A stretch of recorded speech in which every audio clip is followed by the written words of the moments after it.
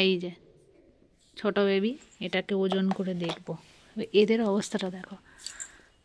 এই আর এই যে বাবি দাদা, গোবর দাদা, তোমরা দুজন ওর মামা হও।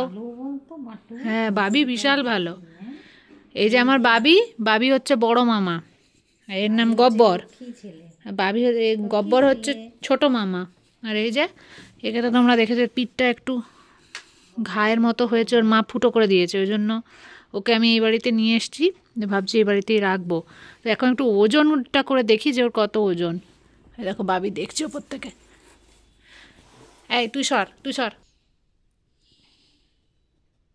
ওই 1200-1300, মানে ওই এখনো 1.5 কেজিও হয়নি, 1.5 কেজিও হয়নি। এ দেখো 1200-1300 কেজি মানে গ্রাম ওজন ওর।